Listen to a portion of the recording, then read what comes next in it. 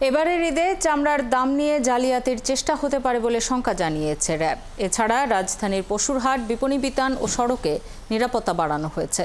কারওয়ান বাজার মিডিয়া সেন্টারে এক প্রেস ব্রিফিংয়ে একথা জানান র্যাবের গণমাধ্যম শাখার পরিচালক wing commander AZM Intekhab Chowdhury. তিনি জানান, অনলাইনে কোরবানির পশু ক্রয় বিক্রয়ে প্রতারণা প্রতিরোধে নজর রাখছে র্যাবের সাইবার ইউনিট। এদিকে গাবতলীহাটে জাল টাকার কারবারি ও অজ্ঞান পার্টির 3 সদস্যকে আটক করেছে র্যাব 4। আরও জানাচ্ছেন নাদিয়া শারমিন। ঈদের বাকি আর মাত্র 3 দিন। এরই মধ্যে হাটগুলো ভরতে শুরু করেছে কোরবানির পশুতে। কেনাকাটা পুরোদমে শুরু না হলেও বিভিন্ন জেলা থেকে রাজধানীতে আসতে শুরু করেছে পশুবাহী ট্রাক। কেসারেন শেকড় থেকে শিখরে। আসার এই পথ নির্বিঘ্ন করতে মাঠে নেমেছে র্যাব। ঢাকা অভিমুখী পশু বহনকারী বাহনে যাতে চাঁদাবাজি করা না যায়, সেই চাঁদাবাজি রুখতে প্রতিটি হাইওয়েতে আমাদের নিয়মিত টহল ও নজরদারি রয়েছে। ইনজেকশন বা ঔষধ দিয়ে মোটা তাজা করা পশু বিক্রি রোধে হাটে থাকছে পশু চিকিৎসক সহ র্যাবের ভ্রাম্যমাণ আদালত।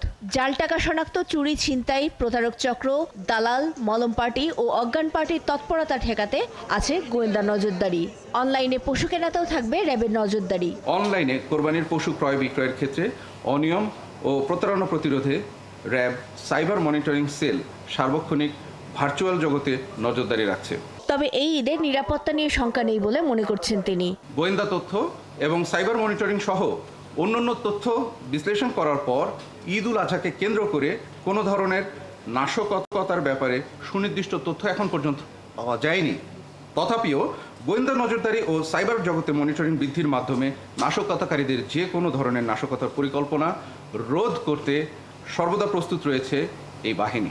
ঈদের সময় ঈদগাহ, বিনোদন কেন্দ্র, নাগরিকদের বাড়িঘর ও প্রতিষ্ঠানগুলোর নিরাপত্তাতেও থাকছে বিশেষ নজরদারি। চামড়া কেনা বেচায় অপতৎপরতা ঠেকাতেও কাজ চলছে। কোরবানি পশুর চামড়ার বাজার অস্থিতিশীল করতে কিছু সিন্ডিকেট সক্রিয় থাকার সম্ভাবনা রয়েছে। তাদের এই অপতৎপরতার বিরুদ্ধে প্রয়োজনীয় ব্যবস্থা অবশ্যই গ্রহণ করা হবে। এদিকে ঈদযাত্রা নিয়ে সচিবালয়ে এক বৈঠক শেষে সারা দেশের নিরাপত্তায় পর্যাপ্ত আইন শৃঙ্খলা বাহিনী থাকবে বলে জানান স্বরাষ্ট্র উপদেষ্টা। আইন শৃঙ্খলা বাহিনীর ছুটি বন্ধ করে দেওয়া হয়েছে। তারা পর্যাপ্ত সংখ্যায় এখানে রয়ে গেছে, যেন কোনো জায়গায় কোনো ধরনের কোনো সমস্যা না হয় এই বিষয়ে আমরা পুরোটা সজাগ আছি এবং আইন শৃঙ্খলা বাহিনী সজাগ আছে। মহাসড়কে ফিটনেসবিহীন গাড়ি চলা বন্ধ, অদক্ষ ড্রাইভার না রাখা, চুরি ডাকাতি রোধ, বাসে ট্রেনে অতিরিক্ত ভাড়া কিংবা টিকিট কালোবাজারি ঠেকাতে নানা পদক্ষেপের কথাও জানান তিনি। অনেক সময় যাত্রী ছদ্মবেশে ডাকাত এরা কিন্তু বাসে উঠে পড়ে, এই জন্য সবারই ছবি নেওয়া হবে এবং এই ছবিটা শুধু যেই সময় একেবারে লাস্ট, যেমন ধরেন আমিন বাজার থেকে আর তারা কোনো যাত্রী নেবে না, তা আমিন বাজারে ছবি উঠে বাসের দরজা তারা বন্ধ করে দেবে। এদিকে সোমবার রাতে গাবতলীহাটে একজন জাল টাকার কারবারি ও 3 জন অজ্ঞান পার্টির সদস্যকে গ্রেফতার করেছে র্যাব 4। রিবোট্রিল হাই ভলিউম ঘুমের ওষুধ সেটা সহ বিস্কিট এবং কোমল পানীয় ছিল। নাদিয়া শারমিন, 71, ঢাকা।